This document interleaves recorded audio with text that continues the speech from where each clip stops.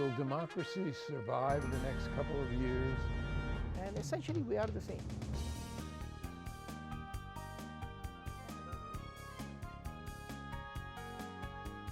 And there are so many needs that Minnesota has. What people are saying they need right now. Access to Democracy is made possible in part by a donation from Firefly Credit Union. Firefly is the new name of U.S. Federal Credit Union, which has proudly served the financial needs of the greater Twin Cities community since 1925. At Firefly, we guide our members forward and give them the power to chase dreams by delivering the financial solutions they need to get ahead. From checking accounts to mortgages, we'll light the way. We are Firefly Credit Union, and this is life illuminated. By Thomson Reuters, providing legal professionals with intelligence, technology, and human expertise they need to find trusted answers. Thomson Reuters, the answer company. Online at thomsonreuters.com. And Dr. Charles Crutchfield of award-winning Crutchfield Dermatology in Eagan. Acknowledged as one of the nation's best physicians, a Minnesota native who trained at the Mayo Clinic, Dr. Crutchfield personally treats all patients and states that experience counts and quality matters. Crutchfield Dermatology, look good, feel great, with beautiful skin.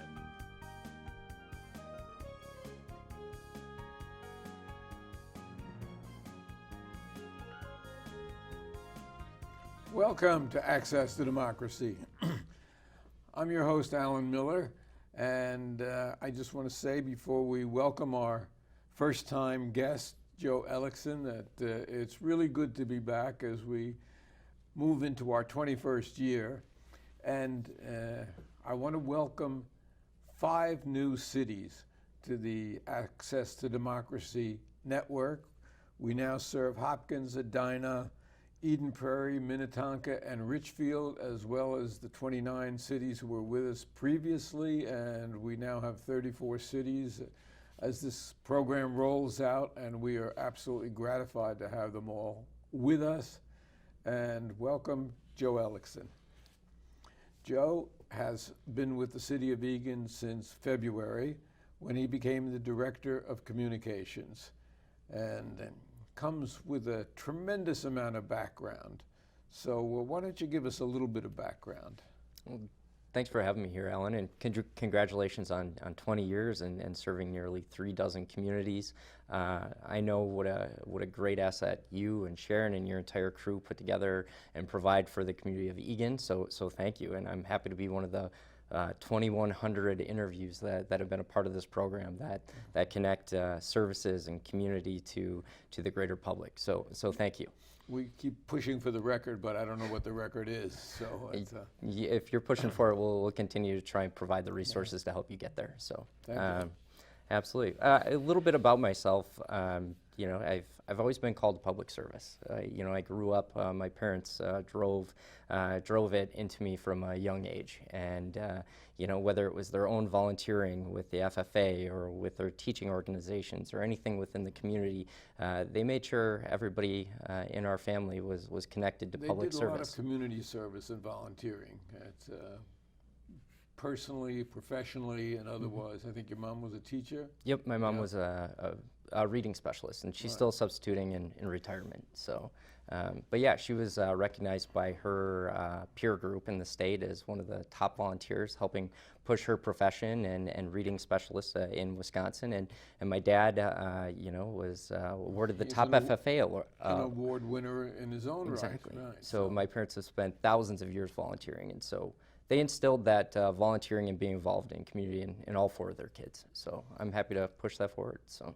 Now, you're a poli-sci graduate of the University of Minnesota? I am. I'm a Gopher. I'm proud to be a Gopher, and yeah, it was an incredible education that I got at the University of Minnesota. Notwithstanding your background in Stoughton, Wisconsin? Well, we're a Norwegian community, so it's a hard O. So I know it's Stoughton, Wisconsin, if you will. So as I said, as a New Yorker. Absolutely.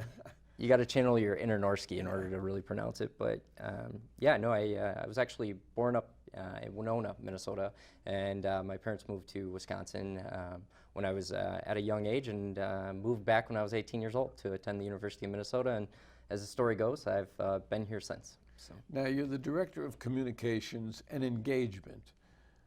the title used to be Director of Communications. I don't know where the engagement came in, but does that mean you handle engagements and weddings also? Yeah, that's a great question. When it came to the end of Tom Garrison's tenure in service after a long career here with the City of Eagan, the City Council and City leadership looked at the position and really wanted to look at the next steps and how we could further connect with the community. And one of the things that they came to as a group is starting a bi-directional conversation. And one of the ways to do that is to engage the community, to figure out one, how we can connect services better, two, get their input on what services the community is looking for, and three, making sure we are an inclusive, thoughtful organization when it comes to serving all the different communities within Eagan. So I'm pretty excited to be the first person with this title. I'm really excited. Part of my background was doing significant engagement, whether it's been at the City of St. Paul or doing some statewide engagement efforts in various constituencies, whether it be communities of color or specific constituencies. I'm excited to bring that focus here to Eagan. And you have a large focus in the digital world, and that's really your passion, as I understand. I love digital. One of the things I love doing is bringing services, bringing messages, bringing values to where people are at. And one of the things that makes it easier to deliver those messages more regularly, more frequently, is through digital applications. So whether it's creating digital productions, videos with our ETV and making sure that we're producing fun, relevant information to be able to connect with audiences, or whether it's making sure we open up the front door of City Hall instead of having it just the brick and mortar, allowing the 2 million visitors that we get to our website to be able to do business Wherever with the us. front door of City Hall is now, the physical City Hall anyway. Yes. But we're talking about the different world. We're talking about your world. Absolutely. Visitors from the entire world. Absolutely. So, yeah, 2 million people visit our website annually, which is incredible, whether they're looking for information on Cascade Bay or whether they're looking for permits, whether starting a business or building a home. There's so many different elements and services that we provide. One of the things I want to continue to do is just make sure we're continue to make those services easier to find, make sure that they're available 24 hours a day, and that information is easily accessible and readable to everybody. And as Eagan continues to be picked as one of the top cities in the nation, under 100,000, there's no question in my mind that those type of inquiries, shall we say, will continue. Now, do I understand that you were in the Marines? Is that so? That's correct. As a combat photographer? I was a sergeant in the Marine Corps and served as a combat photographer. Was this in Operation Desert Storm? Yep, I served in support for Operation Iraqi Freedom. So 2003 was when I was called up for active service. Otherwise, I just served right down the street at 471, MWSS 471. Because I was over in Desert Storm. You were? In Israel. Okay. We were catching the Scuds. Okay. Okay. Well, I'm happy everybody's safe, and I had a pen and pencil and a pad, so I was safe. So you've covered the. Yeah. Okay. Well, as a correspondent, right? So, interesting time. Absolutely. Well, thank you for capturing those stories. So, no, it was. Now, sorry. No, I was going to say, now you're residing in Edina. Little did you know when you bought a home in Edina a year ago that you were going to end up in Eagan. But it's not that bad a commute. It really isn't. And you have a new son? I've got a new son. So my wife and a beagle. And a beagle, yeah. Yes. My wife and I decided to chew off a whole bunch all at once. We decided last year, we found out we were pregnant, and so we decided to leave our 2-bedroom apartment to find a home. And so we closed and moved into our home the same week that we had our son.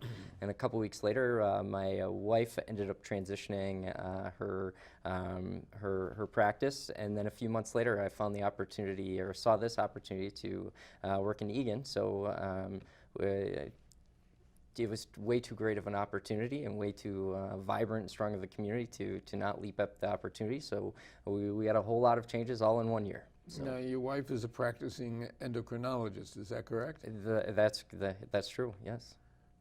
A discipline of medicine that's near and dear to my heart, because it's one of the reasons I'm still around to harass people.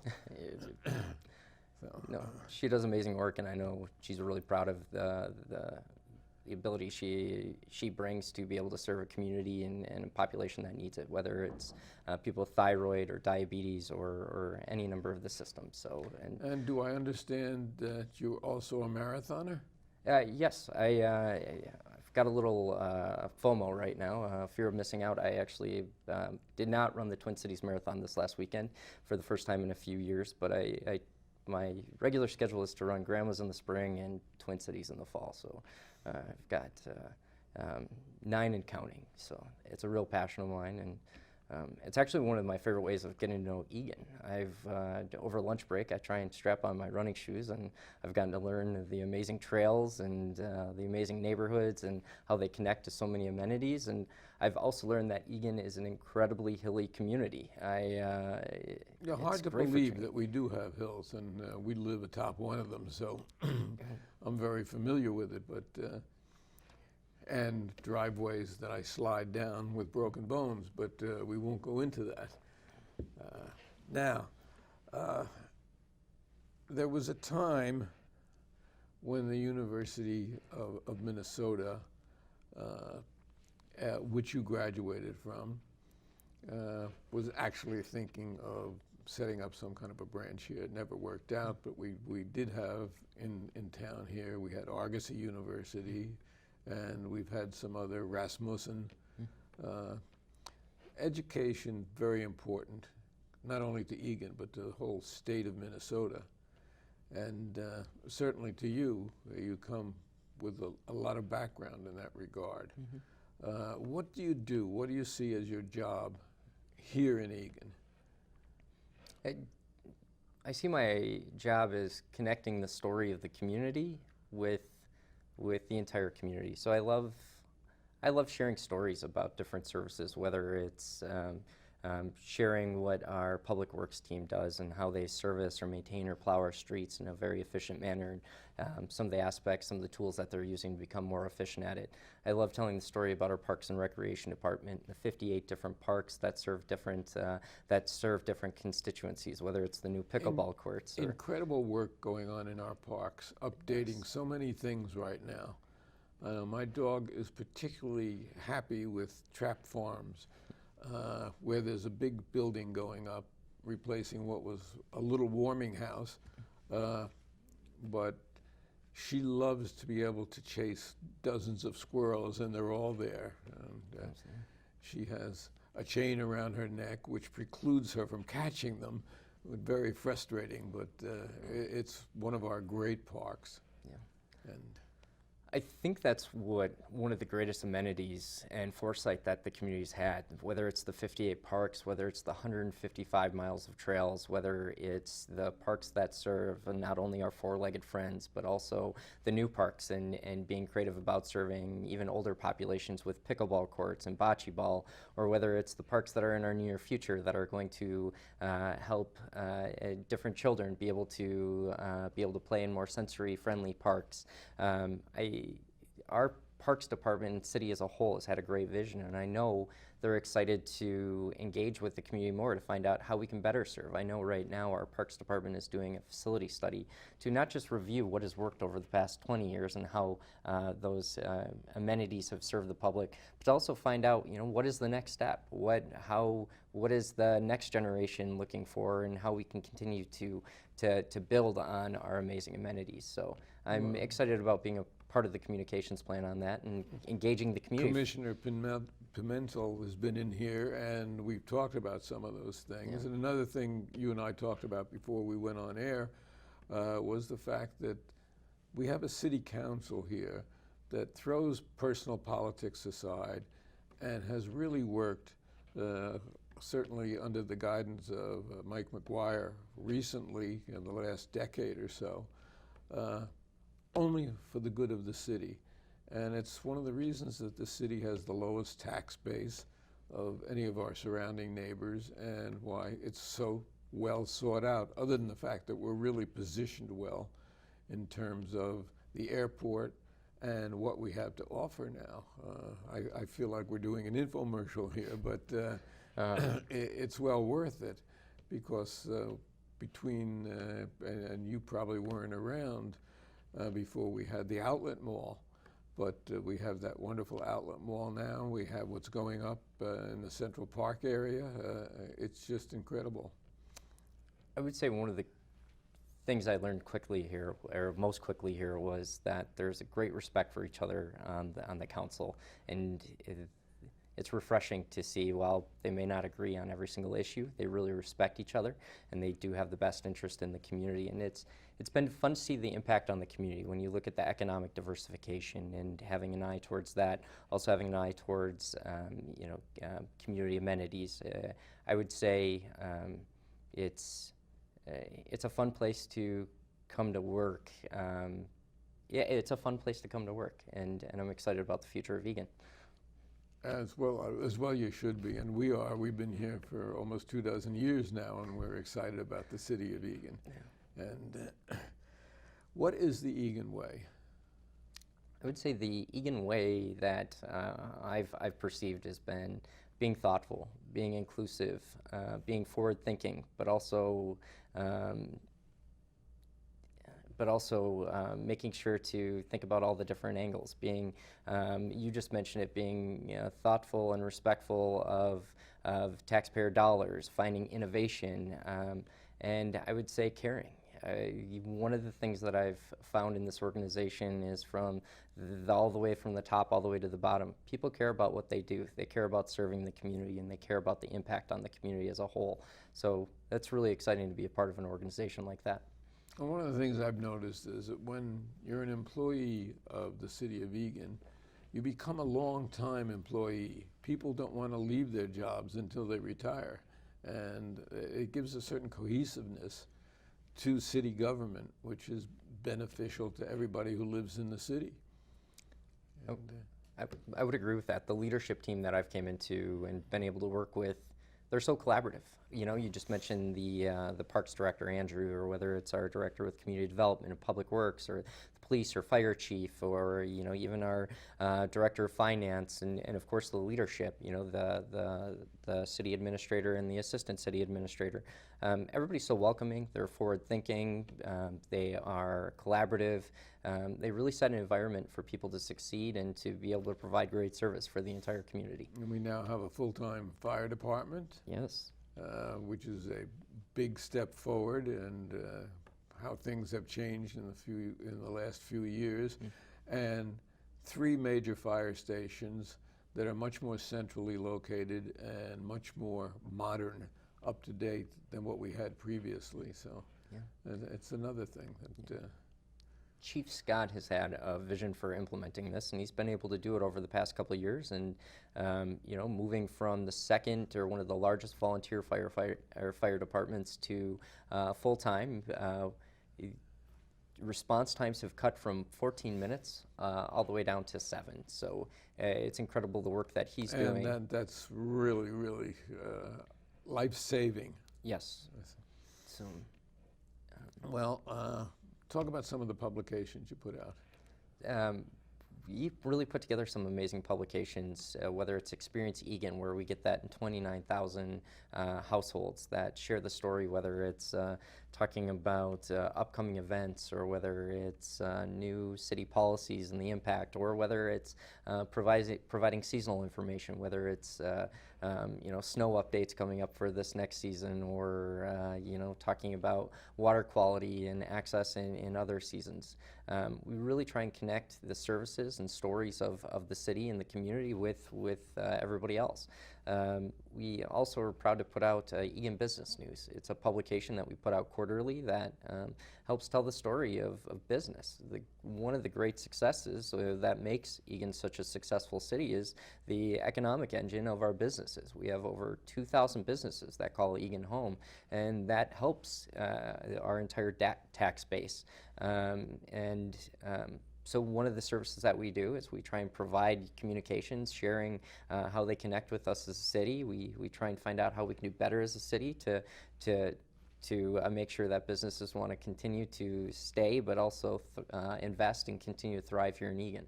So. And a great division of the commercial property as opposed to the residential property, where it's not really intermixed. It's separate and apart for the most part, and makes it more pleasant to be a resident here, certainly, and yet we have a large commercial base, not only in the businesses, but also in companies like trucking companies and corporations, things like that. So yeah, I think you're hitting the recipe for success right on the head. It's that mixture of commercial, it's that mixture of retail, it's that mixture of strong, thriving neighborhoods. It's also having some larger companies as well that help anchor the economy as well. I think it's this mixture that allows us to be that successful city and that strong community of why people have so much pride calling Eagan home. Now, when I was looking up your background, one of the things I saw is that you're for plain language initiatives. What is that? Plain language is, my favorite thing is to connect the right voice to the right audience. And so part of that is I love working, for example, I'll use this as an example. Engineers make our cities work. They do. We would not have the infrastructure. We would not be able to get around without them. Engineers also a lot of times will, they're very technical. They're very, they want to dive into the details. And a lot of the public may not have the exact, may not know the exact language that they're talking about, or have the time to dive into the specs of an individual plan. So one of the things I like doing is, connecting the value of what our engineering and team will do, and making sure that mom and dad who are busy, or the new American who's learning about the street infrastructure improvement on their street, is able to know what's going on and be able to digest that information easily. And you can break it down, in other words, into understandable language. Exactly. What about multi-language? Yeah, so multilingual is another really important thing, because we need to make sure that we're connecting our services with everybody in our community. Eagan is now 25% people of color. We do have a population that English is second language, so we're going to continue to try and make sure that our services, our publications, and the impact that we're having is accessible. So we'll continue to make sure that the information notifications that we have are accessible to everybody who call Eagan home. And the website, I see that you're already making changes in the website, and what can we envision for the future in that regard? Well, I think one of the things that we'll do is, our team, I've only been here for 7 months. The team that's been here has taken a lot of pride and has done a really great job about continually trying to improve the communications that we have. But yeah, we'll continue to guide that, to drive that language into plain language, make sure that it's continued to be accessible, making sure that it's mobile friendly so people can get the information on the go. We'll continue to integrate new tools, whether it's with GIS or new data sets, and making sure people have real-time information for where they're at in the city, and yeah, continue to drive. And as you're looking down the road, what do you see in terms of the future in that regard, as well as digital and et cetera? I see our website continuing to be even more functional for people. I see them being able to go online, whether it's 8:30 a.m. or 8:30 or 11 o'clock at night, being able to get the information that they need and be able to fill out their forms. I see them being able to get more community information on exactly what recreational program that they're looking for. And there's already a lot of that information out there, but just continue to streamline and make it easier and for everybody to be able to access that information easily. So. And we're very lucky as we sit here in this facility for the public-private partnership between the City of Eagan and Thomson Reuters, which is a forward-thinking corporation, and which a decade ago furnished us with this facility, which the city has employees here and supplies the equipment, and we're very lucky. We have things that very few cities have, not only here in Minnesota, but in the country, that can put out a program like this in such really state-of-the-art type atmosphere. So. I agree with that. Coming here to Eagan has been incredible, and being able to see what our ETV crew is capable of. Before I started here, I was a big fan of our executive director, Mike McEntee. When he started the uptake, him being one of the original digital citizen journalists and making that information accessible on any device. So it was really cool to sit in the interview process across from him, and now being able to get to work with him. The rest of the team are incredible, thoughtful, and continue to invest in new equipment to, one, help us tell the story of the city, but also empower others and to be able to tell their story and connect those stories with the entire community and many communities around the state, such as you're doing. So I think ETV with we're even out in your community now. Absolutely, I like that. Yes. So one of our new additions. Yeah. So. No, it's great that we're able to provide these services in this great studio and be able to do some really forward-looking things to serve content creators. Mike has been a tremendous addition to ETV, and he's innovative, and he really, really thinks ahead, very organized. Dan has been around for I think 14 years now. We know Dan a long time, and he is one of the real pros. And now we have Haley and Josh who have joined them as full-time, and we even have some part-timers. But Haley and Josh are capable of just about anything, except I'm not sure about Josh putting on microphones, but other than that, which I see has popped out on your shirt once again. We'll have to forgive Josh. We can live through that, if that's the worst thing that we endure. We've been talking with Joe Ellickson, who is our new Director of Communications and Engagement here in the City of Eagan. And it's a pleasure to spend a little time with you, to get to know you better. Wish you the best for not only you, but for us in the future. And I thank you for taking the time to come in today and sharing with us. Do you have any final thoughts? I just appreciate you letting me be on the program. I got to resound everything you said about the team on ETV and the value they provide. It's really exciting to work with them and them being able to help you and work with your team to put on this wonderful program. And we have some good guest hosts who are part of the show now, as the elders like myself fade into the background a little bit. And thanks again, Joe Ellickson. Thanks, Alan.